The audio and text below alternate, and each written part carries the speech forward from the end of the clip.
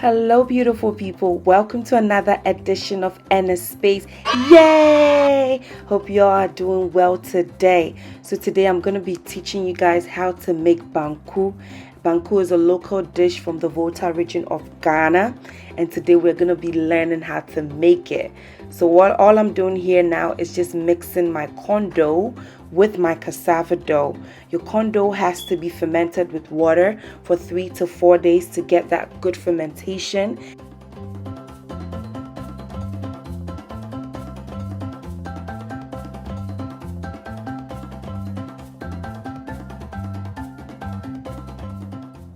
Alright, so we're gonna go ahead and pour this mixture into a saucepan. I know you could see that okra soup at the background. Yep, that's what we're gonna have with the banku. So I put some salt in to taste, just to your taste bud, whatever amount of salt you want. And I have a bowl of water on the side which I will be using. All I'm gonna do now is to keep stirring. This part is really important. Please don't leave your banku on fire without stirring it. It's gonna burn at the underneath it, and it's also gonna be very lumpy. All right, so I just wanted to give you a closer view of what I was talking about. You see all that lumps? We need to break it all down. So what you do is you use your spatula or aklagachi, next to or against the saucepan to kind of mush out all the lumps, just like I'm doing here.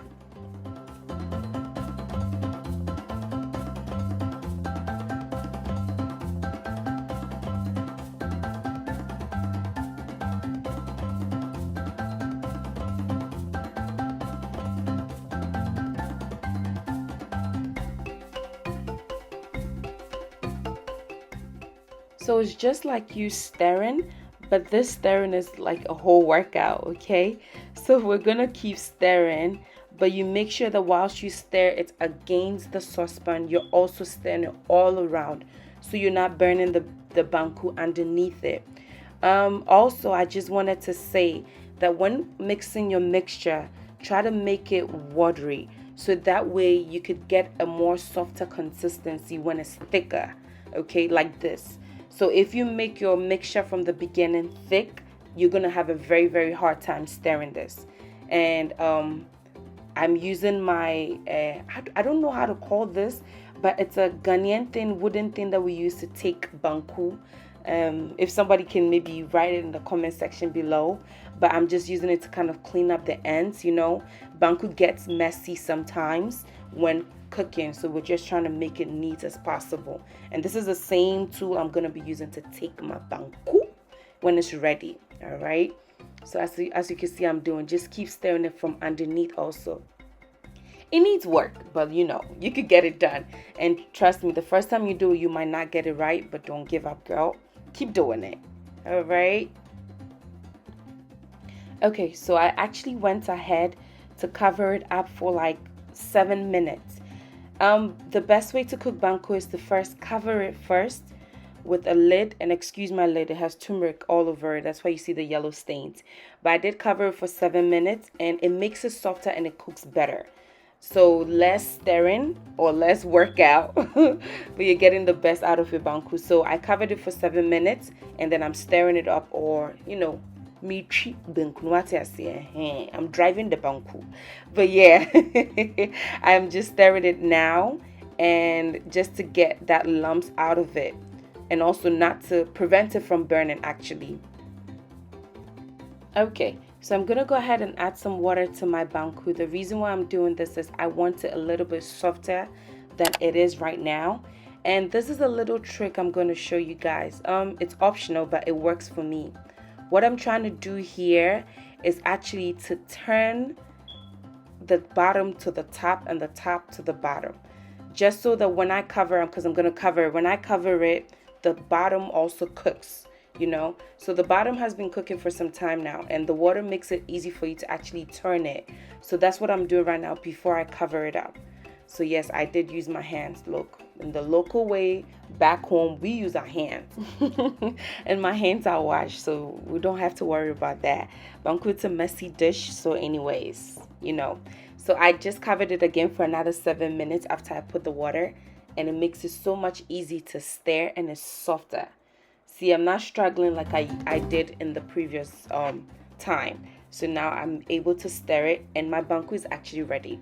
So there's a saying in the Volta region that a wumala plumo or a wumala bankumo. That means there's no blood, or it's not a blood food, or it's not meat or chicken that you have to cook for so long. So far as it's cooked to this consistency, you could eat your banku. So this is me just putting my banku in a cling film. I was in a hurry to eat, so I went ahead, used my bread knife, which I love to use to cut a lot of things because I feel like it's better than the regular knife. But I'm just trying to, cover it all up or wrap it into the film.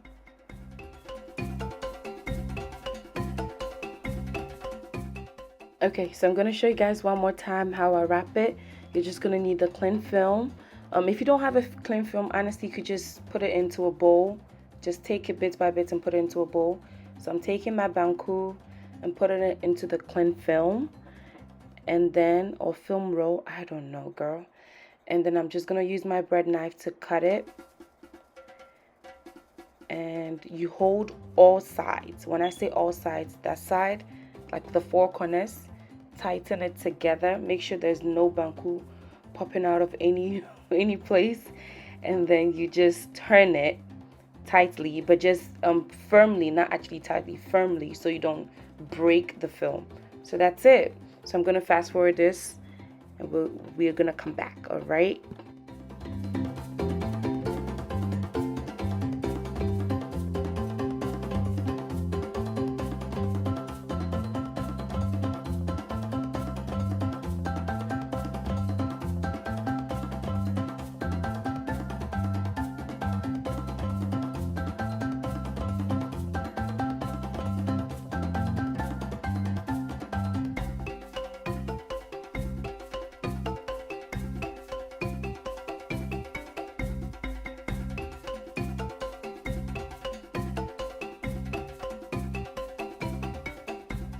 Alright, so we are done with our banku. I'm gonna have my banku with okra soup, but you can have it with okra stew, groundnut soup, any stew of your choice. Yes, you can have it with stew.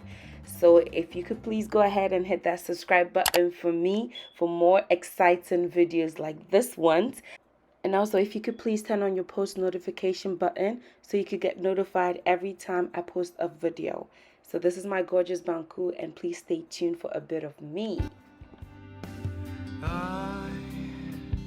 Thank you guys so much for watching that video. I hope you enjoyed it, and I hope you know how to make banku now. You can eat your banku with some okra soup, some grinded pepper, But today I just want to share a bit of me with you, and it has to do with the power of forgiveness. Sometimes it's so hard to forgive someone who offends you, especially if they're not willing to apologize. But sis or brother, I want to ask you a question. When you meet the person outside, or when you come face to face with the person who offended you, how does it make you feel?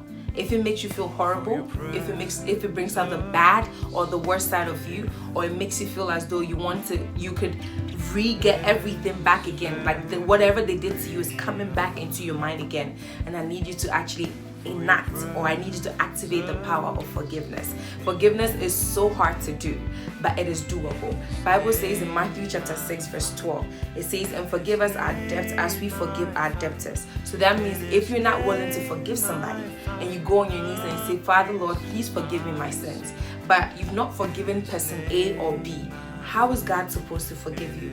Forgiveness is hard to do, but it can be activated in your life. Get to a point in your life where you're able to forgive somebody even before they finish offending you. That was something a wise person once told me, that before somebody is done offending you, you should be able to forgive the person. It is so difficult to do. It is so hard to do. But I'm urging you all today, let us learn the act of forgiveness. It brings peace. It brings love. It brings unity. It is so difficult to do. And sometimes you don't have to go to the person and say, I forgive you. You pray about it. You say, God, I want to let this person go out of my heart. I don't want to hold the person in my heart anymore. And you do that, and God is willing to help you. Let us love each other and stay blessed. And if you've not subscribed to my channel, please please like, share, and subscribe. The button right here or somewhere here, and let's get it going. All right, stay blessed and God be with you. Love you all.